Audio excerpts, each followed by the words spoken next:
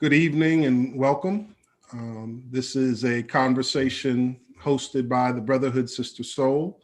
My name is Khary Lazarre-White, and I'm the executive director and co-founder of the Brotherhood Sister Soul. And this evening, we'll be having a conversation entitled The Way Forward, Education, Labor, and Civil Rights.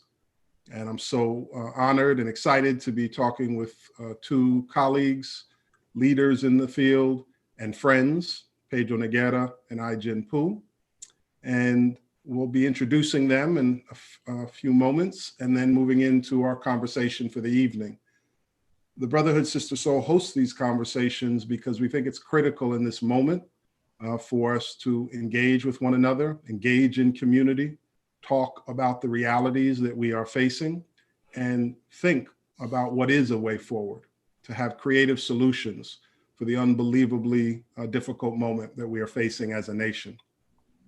The Brotherhood Sister Soul is a social justice nonprofit that serves young people. We work in three spaces: educating, organizing, and training. We've been doing this work for 25 years as a justice organization. And we believe in justice for all, access to justice for all. And we work in the space of racial justice, gender justice, economic justice, criminal justice, environmental justice, and educational justice. And so when we host these conversations, we try to delve into the themes of what Bro Sis works on every single day. So today we are joined by Pedro Noguera, who is the Emory Stoops and Joyce King Stoops Dean of the USC Rozier School of Education. He is a sociologist, and his research focuses on the way in which schools are influenced by social and economic conditions, as well as by demographic trends in local, regional, and global contexts. He's the author or co-author or editor of 15 books and has published over 250 research articles. He serves on the board of numerous national and local organizations, including the Economic Policy Institute, the National Equity Project, the Nation, and the Brotherhood Sister Soul. Pedro appears as a regular commentator on educational issues on national media outlets, and his editorials on educational issues have appeared in the New York Times, the Washington Post, Wall Street Journal, and the Los Angeles Times.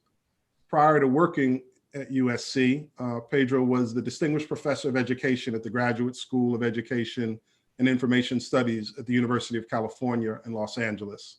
And before his time at UCLA, he worked for many years in New York City, at New York University, and previously at Harvard University and at UC Berkeley as well.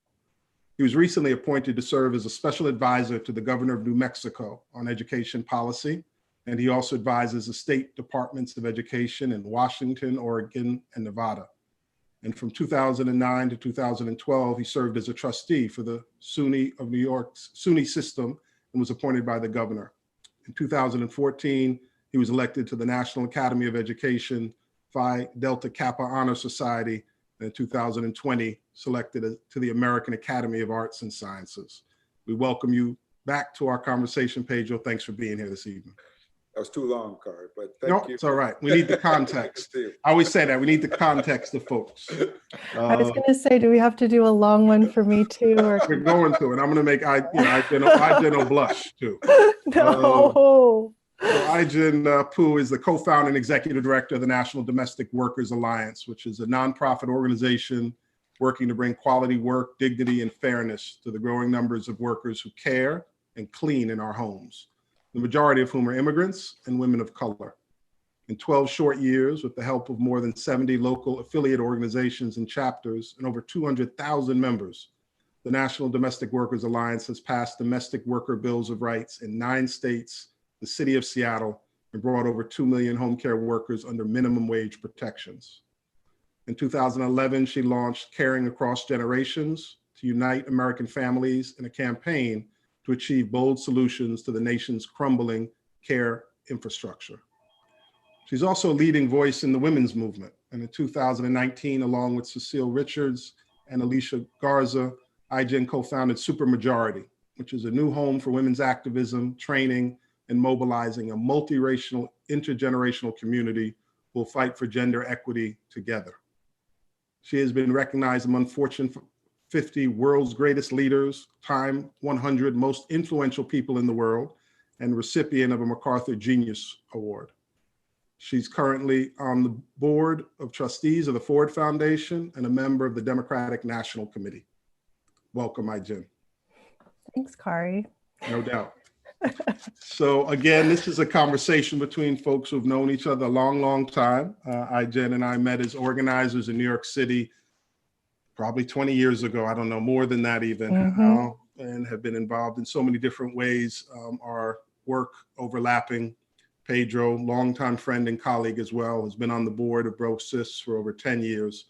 And we really want to have a conversation about looking forward tonight. We'll talk a little bit about where we are, but we also want to talk about where we need to go. And so with that, Pedro, I want to start with you on this issue of education. We're a country that already had massive inequality with regards to education. We always have. We know that COVID deepened and further exposed those inequalities. And I'm wondering if you can speak, you have a really national perspective on this. We talked about the states you're advising. You're based in California. You were in New York for your work. From really a kind of macro perspective, what have our youth faced over the last year? What's your greatest concerns over a year of academic interruption? What have we learned over this time period? Yeah, thanks, Khary. Right now, I think foremost in my mind, I'm concerned about the mental health toll on kids during this period. The isolation, that has contributed to an increase in the number of young people who are experiencing depression, and we've seen suicide rates rise. And so we've had a mental health crisis with young people across the country, even before the pandemic, and the evidence shows it's been exacerbated. I start there because, a lot of talk now is about the learning loss, right? And how you measure it and how you recover. But my fear is that if we only focus on that and we overlook the other needs that kids have, we're going to do even more damage. One of the things that's clear during this pandemic is if you don't do something to draw young people in, to motivate them to get onto Zoom, they're not doing it. And that's contributing to this, as well as the lack of access to internet and the poor conditions many kids are working under. So we've got to make sure that as schools do reopen, that we focus on their needs, and we really focus on making the time they spend in learning meaningful, fulfilling, rewarding, joyful. Otherwise, we're going to see lots of young people that will opt out. And that's a great reason for concern. So, at Brotherhood Sister Soul, we're serving a population that ranges overwhelmingly from 8 to 18. When the COVID pandemic began, the most crucial needs of our young people were around technology. We had this expectation that students were going to learn remotely. And so many young people in this city, initially 300,000, did not have access to laptops, or people, even if they did, were in overcrowded homes with overcrowded Wi-Fi's with one device. And so we had to provide over 150 computers and Wi-Fi setups for our young people so that they could access the very online learning that you're talking about, Pedro. The second issue that they talked about was about food insecurity. And we've now provided 450,000 meals to our young people and to our community every single Wednesday, providing food. There was emergency financial support that was necessary to pay crucial bills. And all of these issues are interconnected by the issue of income insecurity, of income inequality, of income distress. And we've seen other countries that, range from Canada to Britain to Japan to the Netherlands to the UK, Italy, all providing up to 75% or more in terms of subsidized, earned income, so that families can survive this time. And of course, in the United States, there's been nothing provided, and we're arguing about one $1,400 check. And so much of this continues to come back to this issue of income inequality. And so, Jen, I wonder when you see again what's been cracked open this year that was always there, that's foundational to this country, that was there at the beginning of this country's founding and continues to be here today, of this level of income inequality and the lack of support for low income and moderate income people, what do you feel needs to be done that this is really revealed in terms of an action plan for low income and moderate income workers? Great question. And I'm really struck by the resonance in terms of what Pedro laid out in terms of how I'm understanding what's happening among low-wage workers right now.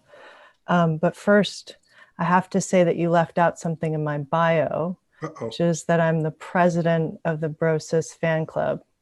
Okay. And always have been. I just want to shout out the whole team at Bro Sis because the work has always been extraordinary and it just continues to deepen and the vision continues to widen, and it's deeply moving to me. So congratulations and thank you to the whole Bro Sis team. Thank you. So on work, one of the things that I keep thinking as we talk about the pandemic is that long before there was a pandemic, there was an epidemic of low-wage work in America, where you had millions upon millions of people working incredibly hard and still not able to pay the bills, make ends meet, put healthy food on the table. Literally an insane situation where working America cannot survive, right? There was all this data about the numbers of households that couldn't survive a $400, not $4,000, not $40,000, $400 emergency. Mm-hmm. And with domestic workers, the workforce that I work with, we literally had 80% of the workforce came into the pandemic without a single paid sick day, without job security, without health care, without access to a safety net, earning poverty wages. So the pandemic unfolds and all of a sudden you have millions upon millions of people with impossible choices. Do I stay home and keep myself safe and my family safe, or put food on the table? For home care workers, do I go to my client who needs me? I'm the only lifeline to them. Or do I remain a lifeline for my child who's at home from school and needs care, right? Impossible situations because we literally had no support infrastructure for working families to begin with. And we had so many people who were already working on the brink of poverty to begin with. And so, a lot of people have gone back to work, and for so many people still in this country, certainly my base, it's a full-blown depression, 40% unemployment, literally people who have not had income for almost a year and no relief. The numbers of undocumented, there are 5 million undocumented essential workers who are working on the front lines and haven't had a single bit of access to relief this entire pandemic. So in terms of the way forward, the big hopeful kind of awakening is the fact that there are all these workers who were working in poverty wage, low wage service jobs, who were invisible to us before, who we now understand to be essential to our safety and our well-being, and have literally carried us through this pandemic. And there's this now a framework for essential workers' rights and the need to applaud essential workers, right? Applaud them, honor them, but then actually what are we doing to act, to protect them, to change our laws and policies, and to actually move the structural reforms forward to bring dignity to work in America. And so there's actually a framework that Senator Warren and Representative Ro Khanna put into place called the Essential Workers Bill of Rights. When we were trying to win protections for essential workers on the front line, it includes hazard pay, PPE, health and safety protections, paid sick days, childcare. And when you look at that suite of rights, those are the rights that every single working person in America should have, period, full stop. So if that becomes our framework for how we reimagine and establish work in America, as we come out and recover from this pandemic, I actually think we have the blueprint to make things exponentially better and more secure for the next crisis? I think that one of the things that makes me think of iGen too is about, how you frame realities, how you frame problems, or how you frame issues, kind of the narrative conversation, and so much of what we're talking about now, the level of inequity that you just described, the lack of support for undocumented folks who the narrative is, taking and not giving on a national level, when of course we know it's quite the opposite. Whether it's in fields, whether it's in people's homes, it's doing absolutely essential work, paying taxes, contributing, but not receiving their fair share, and, I think about my grandfather was a communist organizer, a union organizer in New York City. And I think about what he was fighting for. And today this term, calling somebody a communist, a socialist, used to put folks down on a political level. And what was he fighting for? Equal representation for Black, white, Asian, Latin people. What was he fighting for? Labor rights for working people, for women. What was he fighting for? Social Security. What was he fighting for? Days off, paid leave, healthcare. So many issues that we would consider, if framed in the right way, liberation issues of freedom for all people, but somehow still that moniker that was used when he was branded during the time of McCarthyism is still used today as a moniker that's a negative, as opposed to what people are actually fighting for is the protection of people's rights. And we just saw that in the recent campaign, and whether it was a Senate campaign in Georgia or the national campaign for president, that this term of somebody being a socialist was constantly being used as something that degraded people, as opposed to what they were fighting for were the rights of all humanity. And so it's just so striking. I always think these issues, how historical they are and how current they are, and so, Pedro, it makes me think of curricula. You've taught in schools, you've taught people how to teach in schools. And, last year, this national conversation there were kind of these two national conversations about COVID and the effects of COVID, and about racial justice, about white supremacy, about the kind of true history of this nation, and what is an inclusive and honest history of the nation, and how rarely it's taught. And I would submit that you can't really look for solutions for pervasive racism or solutions to the pandemic of COVID, which is so tied to income inequality, without actually understanding the past, understanding why we are where we are currently. And so how do we reform the educational system so that what we're teaching our young people actually gives them a base to understand the conditions that they're going to now face in the future? Yeah, and this is a challenge because, as we know, the country is really polarized politically. We're speaking today as the Senate is hearing the impeachment of Trump, the second one. And we know that almost half the country voted for him. So, think about, it's one thing in New York City or Los Angeles to talk about teaching a history that is reflective of both the actual history of this country, but also includes the experiences of those who have historically been left out. But when you get into the red states or the red areas in blue states, the resistance to that knowledge and information is much deeper, because the narrative, to go back to that point that we've been created, is that America's always been this great country that's always been for truth and justice. And any just close examination of our history shows that that's not been the case, that there's been a history of not simply violence, but of exclusion of the very people that built the country, right? That in the past and continue to do so, to Jen's point, in the present. The so-called essential workers are the ones who are not, their story is not in the American story, at least as it's officially taught to kids. So, we are, with the crisis in democracy facing the country, is to a large degree perpetuated by ignorance. And that ignorance is, schools play a role in it, but now it's exacerbated by the media. You think about the fact that where people get their information. and the misinformation that's out there, it really speaks to the need not only for people to have content knowledge about history and their rights, they have to have the ability to think critically about what they take in.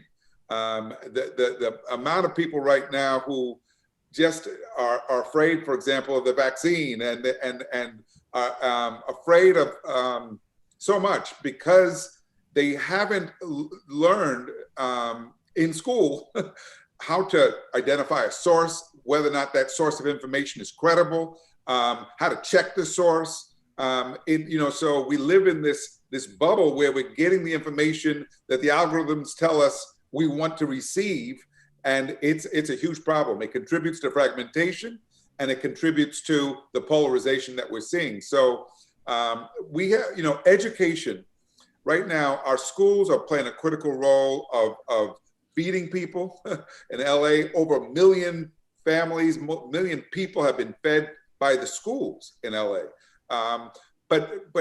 So they're a critical part of the social safety net, but their role in preparing people to live in society and to understand the history has never been greater. And I know from my work with schools that many are simply not up to the task. I often say, if school had been in session when George Floyd was murdered, would have educators have even known what to do with that, even though millions of kids were watching it online. So we have a huge problem, and we've got a lot of work to do to make sure that education doesn't, just promote these false narratives, but in fact gives young people the tools they need to participate fully in this democracy, and know their rights, but also know and respect others.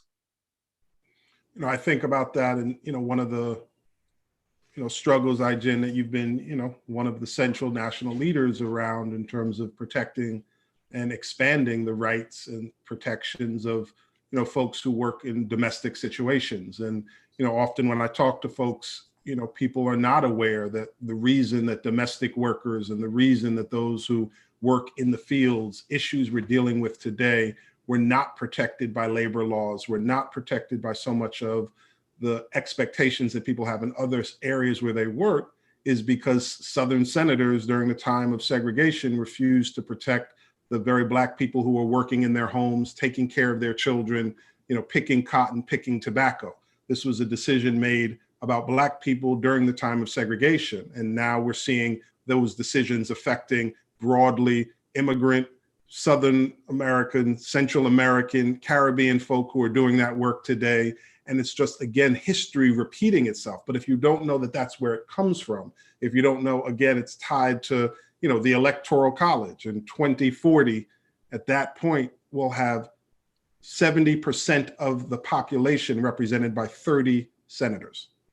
We'll have 30% of the population represented by 70 senators. So when people are outraged about the Electoral College, outraged about the political system, why do we have that? Again, because of slavery, because of segregation. That's the root of those realities. And so if we don't understand that, then it's very hard to push back on that narrative when people push and act like that is not the history, that that's not what it's really founded in.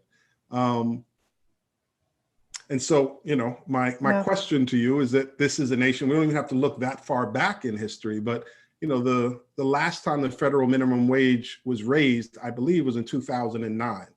And that was from $6.55 an hour to $7.25 an hour. And over that period of time, we've seen continual attacks on unions and decrease in union membership and increase in wealth disparity.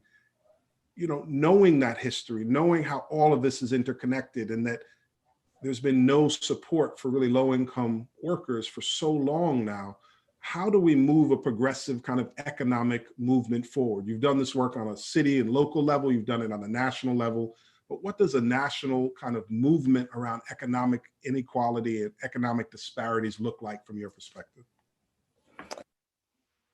Well, I'm really glad we had a conversation about history, because we don't believe that you can chart the way forward without understanding why and how things came to be the way that they are today. And one of the reasons why we have really foregrounded the history of anti-Black racism in the labor laws and how it has shaped domestic work throughout our history and into our future is because we believe that if we are going to chart a different path forward, we're going to have to foreground and put at the forefront the workers who our current systems have hurt the longest. And so that's part of the strategy, is looking at the places where the inequities have been the most enduring and the sharpest inside of our economy, because it's in those places where you can actually see the future for everyone. And it's also in those places where the innovation and the solutions and the kind of creativity to solve for those sharp injustices and inequities have been incubated. And just an example of, I always talk about domestic workers as the ultimate futurists, because if you want to understand the future of work, all you have to do is talk to a domestic worker about what their experience has been like. Khary, when you and I first started organizing, like in the mid 90s, for me, when I first started organizing domestic workers, it was very much seen as a workforce in the margins and in the shadows of our economy. And today, when you think about the conditions that define domestic work, unpredictability of hours, lack of job security, lack of access to a safety net, lack of career pathways, unpredictability of even knowing where your next job is going to come from, all of those conditions are increasingly defining more and more of the experience of work in this country. When we think about what gig workers are dealing with, when we think about the prevalence of kind of these so-called non-traditional employment relationships, they're becoming the norm. And so we're all in some ways becoming more and more like, or more and more work is becoming like domestic work. And it's also in those places of exclusion where domestic workers haven't had the right to collectively bargain. They've had to figure out what it looks like to build power and work collectively to raise standards in the shadows, or figure out how to build a benefits platform that will allow domestic workers to get access to benefits when they have lots of different clients. These kinds of innovations do point the way forward for millions of workers who are increasingly insecure. So I would say, as a way forward, actually looking to the margins for both a better understanding of the problems that we're dealing with and what could be to come for more and more workers, and the solutions, the innovation, the coalition, the creative policy change, the portable benefits platforms, the things that have been created the ways forward that have been made out of no way. And I think right now we're in this moment where it's almost like a new reconstruction moment, right? Where we're coming out, we have an opportunity to reset our policies and our systems for the 21st century. If we apply a really strong racial equity lens, we understand the ways that race and gender hierarchies have shaped our labor market, and we put those workers at the forefront of our solutions when we think about investing in the care economy, or what kind of jobs we're going to invest in, how we're going to address access to healthcare and the safety net. All of these issues, I think we can start to see the outlines of a new deal that actually doesn't leave anyone behind. So let me follow up with that, Ai-jen, and bring in, also, some of that's a class and gender analysis. It's an intersectional gender, class, and racial analysis that is so important to this work. You, as I mentioned in your bios, you're also co-founder of Supermajority. And I'm wondering about, Supermajority's focus is on building a more equitable future, for women of all races and ethnicities and backgrounds. And I'm wondering what would be the gender lens to what you just said in terms of what we see and still as the blocks to the advancement of women in so many sectors, and what needs to be done to break down those blocks. What does a more equitable workforce look like? I think there have been some interesting conversations over the last year as everyone is now working from home and seeing the realities of what labor in the home is like. So often a labor done by women almost exclusively that was undervalued. I think to Pedro, and I'll come back to him on this, you also see a higher reverence now for teachers when so many parents are aware of how hard it is to teach children all day, every day as a responsibility. But I'm just wondering if you can speak some to that from the perspective of gender. Well, I think you can apply a gender lens onto every aspect of the economy, but one that I'm really focused on is the care economy, which really has been revealed. The significance of it to every aspect of our economy has been revealed in the pandemic as people are working from home and struggling to figure out how to work and manage online learning for their kids, or their parents are getting evacuated from nursing homes because of the COVID crisis, and they're trying to figure out care for their aging parents and loved ones. The fact that we had no care infrastructure in place, and what we had was piecemeal and an underpaid poverty wage workforce of Black and brown women mostly, and undervalued women family caregivers. That was our default infrastructure in the absence of real policy and programs to support childcare, paid leave, or long-term care. The dangers of that have been revealed to everyone, and everyone is now really struggling. So the pressure, it has created the context for a whole new opening around establishing once and for all the caregiving infrastructure that we needed a long time ago in this country to support our ability to take care of our families across the lifespan, child care to home care and hospice care, right? We are intergenerational families and communities, and we work, but we don't have the systems or the policies in place to support those realities. And so and the burden of that failure has fallen on women, especially women of color. And we're seeing the numbers, right, with women being pushed out of the workforce to the tune of almost 1 million since the COVID pandemic took hold. And the last month's data shows that it's mostly Black and brown women, right? And so I just think if we took this opportunity of COVID recovery to invest in making childcare, paid leave, and long-term care, especially in the home and community, affordable and accessible, that would be a game changer, because it would allow us to make these jobs in the care economy good jobs, right? It's a jobs plan. And then those jobs enable everybody else to go to work again and participate in the economy. These are job enabling jobs. So there's so many reasons to invest in our care infrastructure. We should have been doing it before, but now is our big moment to do that. And it was actually one of the big planks in the Biden Build Back Better plan.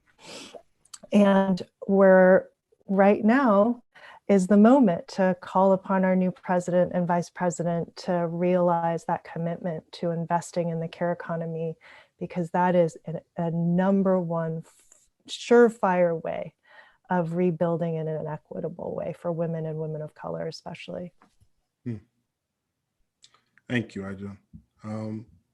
Pedro, let me ask you a similar question about education from your perspective. I mean, Ajen has outlined, 3 or 4 huge decisions and action steps that could transform kind of how we see work and care in this country. Economic benefits, moral and ethical benefits. Sometimes we don't focus on those enough. Equally morally and ethically important as it is financially important for our country. If we could make you the unquestioned czar of education, Pedro, with no interference in front of you. We know of all the interference. Let's remove them and just imagine you don't have any of that in front of you. What should our schools look like coming out of this year? What should teaching look like coming out of this year? What would essentially almost like a Marshall Plan for our educational system look like from what we have learned and, all that you have kind of seen over this period? That's a good question. I've been thinking a lot about that. And I think, like Ijen, I've been thinking, it's not about returning to normal, returning to what was. It's using the disruption of the pandemic as an opportunity to create something better. So what would better look like? It would first and foremost be more equitable, right? We know in this country where you live has a strong bearing on the quality of the schools you go to. And it tends to be that we spend the least on the kids who come from the poorest backgrounds. So we need to change the funding formula. We need to make sure that teachers who work in schools in low-income communities are paid adequately, but that beyond that, we need to make sure that those schools have the support systems in place. Social workers, especially now, they're going to need access to health services to reinforce. So the schools have to become more responsive to student needs, so that it's not on the teacher to figure out, how do I work as a social worker, surrogate parent, address all these needs? Because the workers that Jen's been describing, many of them have kids, and those kids are gonna return to school with lots of needs. And so the third part of it is the quality of what they get. So many young people have been deeply alienated in school. They're not inspired, they're not stimulated, they're not challenged. And I would say that's what we want to really change. We want to focus on deep engagement. We want to tap into the natural curiosity that kids have. We want to make school a much more inspiring and joyful place to be. And you can do that by bringing the arts in. The arts have always been shown to be a great motivator for young people. Think about how many young people who've memorized the lyrics to hundreds of songs. What does that tell you about the capacity to retain information when it's tied to music? And I would say similarly that we want to make sure that school and learning is much more focused on the way young people actually learn, right? In many schools, we expect kids to learn the way we teach rather than teaching them the way they learn. Most kids don't learn through lecture. They learn by doing. They learn through their mistakes. They learn through mastery. And we need to make sure that those features of learning are part of every young person's experience. It is, the rare student who comes home and say, wow, what a day, that was excellent, bubbling with enthusiasm about what happened. That shouldn't be rare. It should happen a lot more. And, so you asked me not to talk about the fears. No, but I am concerned. I know, go ahead. Because think about it. So right now, the debate, aside from the impeachment trial, the other thing going on is the debate about the size of the recovery package. So Biden said he wants to go big, $1.9 trillion. Sounds like a lot of money. And a lot of it is aimed at education and local government, which is needed. But do the educators know how to spend the money is the question. If you give these principals and superintendents a bunch of money, say, okay, you got the money now to take care of the kids, would they know what to do? I'm concerned because I've talked to many who say they don't know what to do, especially if it's one-time money. It's not like recurring money that they can put into things that they're going to need long-term. So there's good reason, and if the money is wasted, think about the political fallout of that. So this is the time to make sure that we really have a vision of what education should look like for young people, and that we're prepared to start to implement it. So I would hope in New York City, they're not just talking about how to keep the schools clean, they're also talking about how to make them better as young people come back. And that's where communities and organizations like Bro Sis play an important role in advocating for the rights and for the privileges, the opportunity to get an education that you deserve. And that, I think, is critical. So let me ask you a follow-up about that. Pedro, obviously all of our lives, everybody, that we work with, our communities, we're so focused on, removing the, fascist presidency that was Trump. That presidency is gone now. To your point, the voters remain who were comfortable either with that ideology, who are comfortable electing and seeking to re-elect that ideology. But I want to ask a question actually about, California, about New York, two states that are run by Democrats, mayors that are Democrats. You've worked in these two, different locales, two of the kind of most blue states in the country. They both have educational crises. New York City has the most segregated schools in America. You've written extensively about California and LA schools and the inequity in the schools.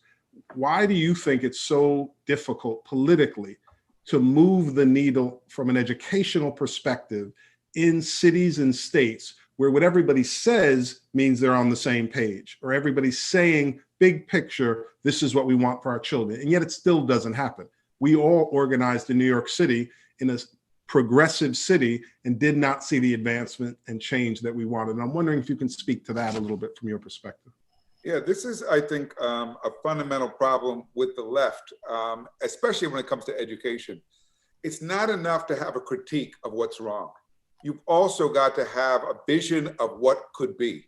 And I don't want to kick de Blasio any more than he's been kicked around, but, he had two terms as the mayor. He came in and he did deliver universal preschool. That's a huge accomplishment.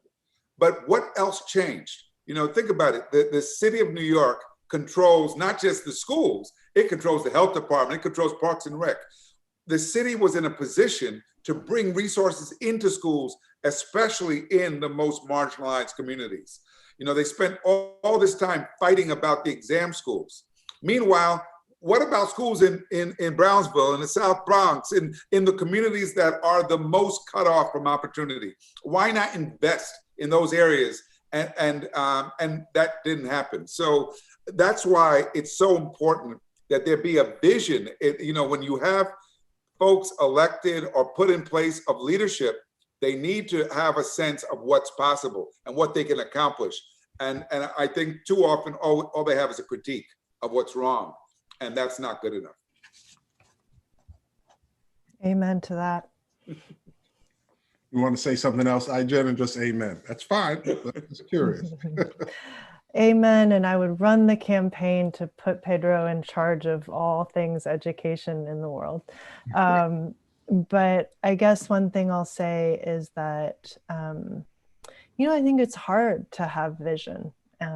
It's hard to imagine a thing that doesn't yet exist based off of your values. But I think that we have to do it because we are not, it is not possible to build off of a critique. And I think if we want to be in charge and we want to run things in our values of equity, of justice, of freedom, we have to get into the posture of governance, which is about imagination and vision and having the ability to understand what is required to run things differently. And I think we don't have that muscle is underdeveloped, to Pedro's point, which is why I said amen. But I think that's where we need to go. Like this is the time to really get in the arena in a different way.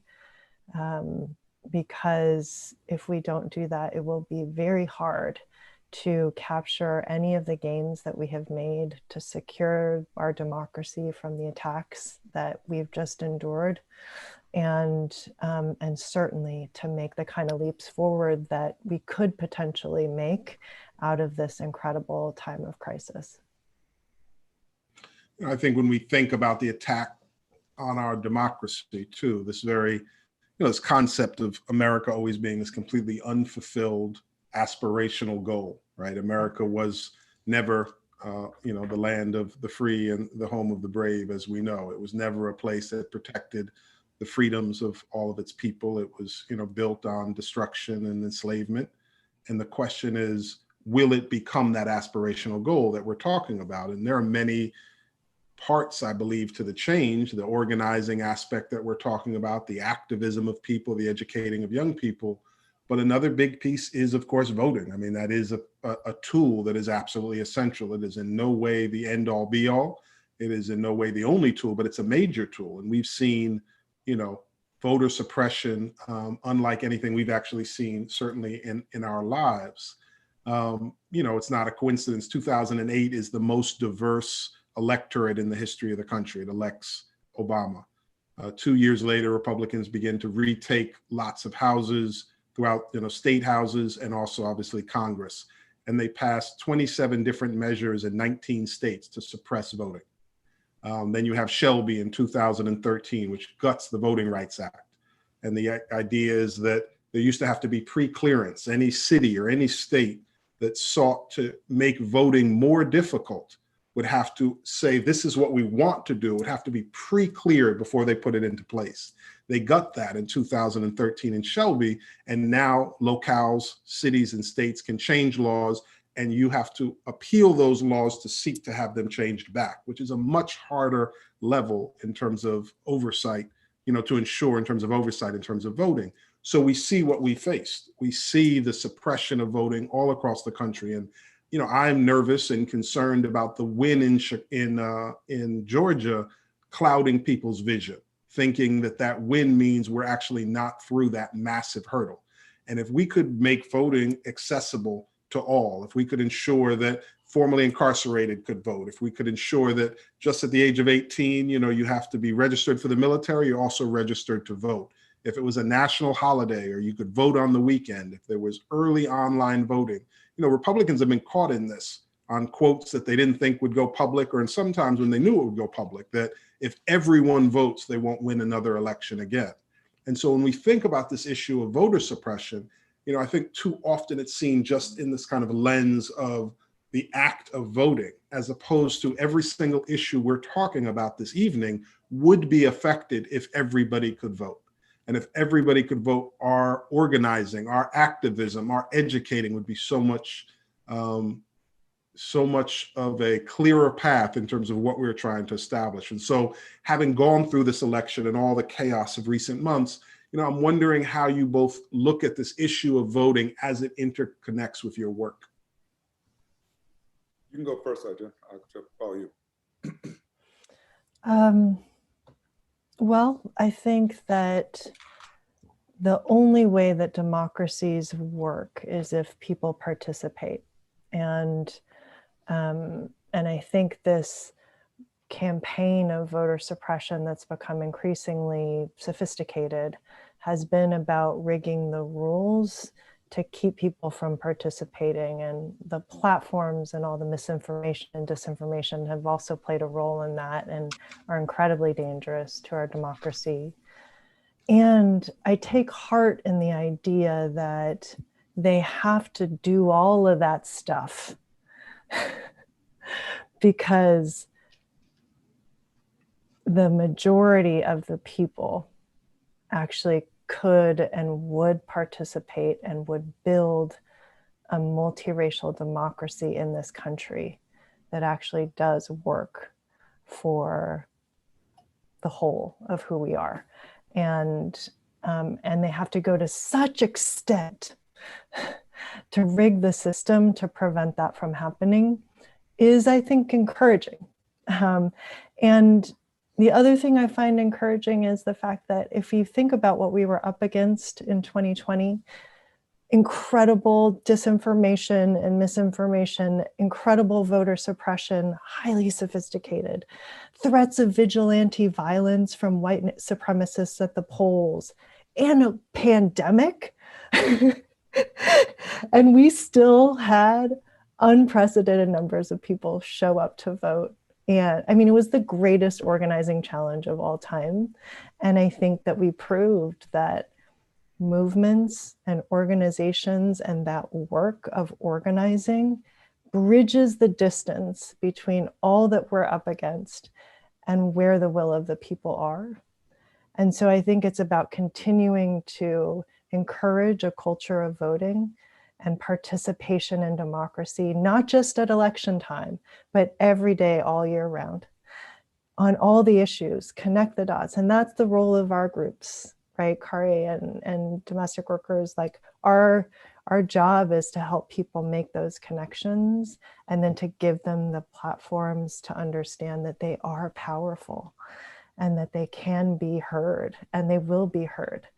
And I just think, to your very first point about the truth of who we are as a country, I also think there's another truth, which is that we have a beautiful aspiration of liberty and justice for all.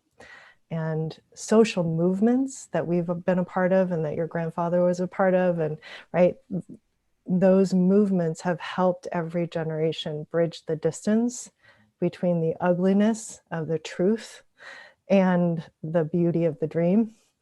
And we just, like, it is it's hand-to-hand combat right now.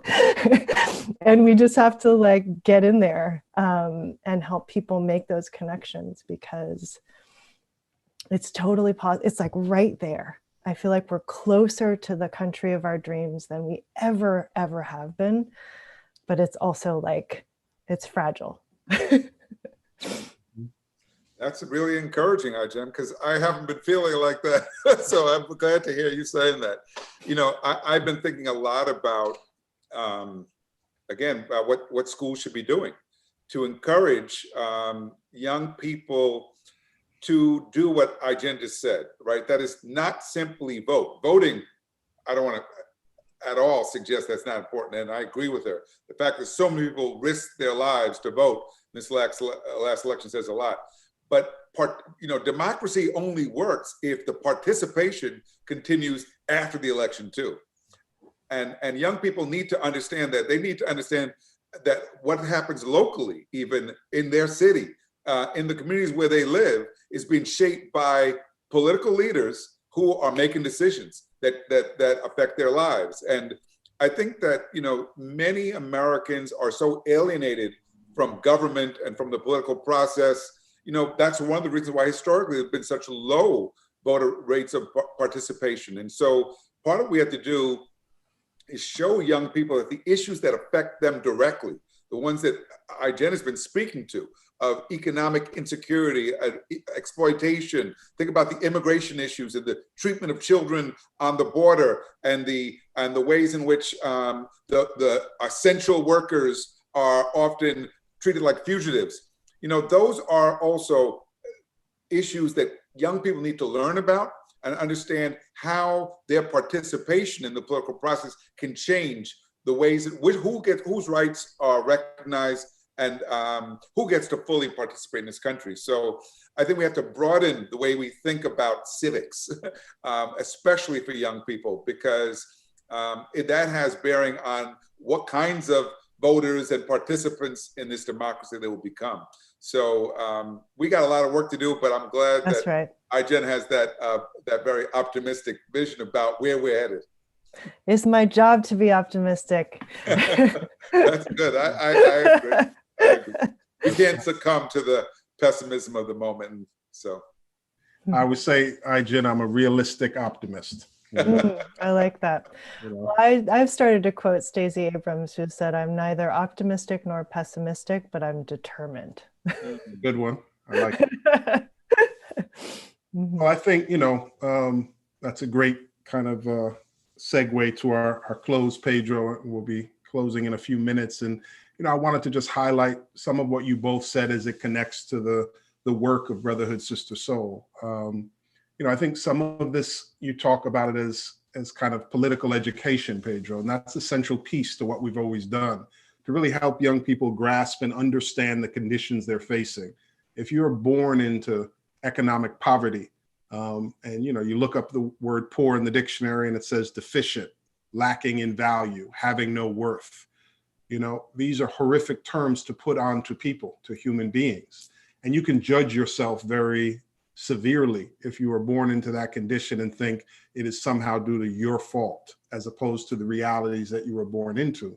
And to help young people understand the structures that are in place, to help them understand the immorality. And I think we have to kind of frame things in that language of the prison system of 2.3 million people in cages in this country, 1 out of 5 prisoners in the world being an American.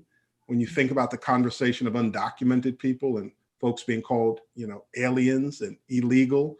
And, I read an article today that has said the number has been greatly undercounted, and they think the number is closer to 19 million. We're talking about 19 million of our fellow people, our fellow humans who should be our fellow citizens in this country. And how are you framing it and talking about it? And so the young people at Bro Sis and our staff, we organize around issues, to your point, Pedro, that very much touch them. So when people say, what are our young people organizing about in schools? They're organizing to remove police from our schools, who constitute a larger police force than any police force in any city in America other than 3, and increase the number of guidance counselors and mental health providers and those who can support young people through those difficult adolescent years. It's our organization and our young people organizing to shut Rikers Island, a stain on the city of New York that incarcerates in a jail only Black and brown low-income people, essentially, and that's been allowed to continue through Democratic and Republican administrations. We got involved in the issue of raise the age and legalizing marijuana, and people wondered, why are you touching those issues? And again, marijuana disparately affecting Black and brown young people. 85% of those who are arrested are Black and brown. And it means you can't get financial aid in college. It means you can't have certain jobs. This is not something to kind of giggle and laugh about. This has real world ramifications.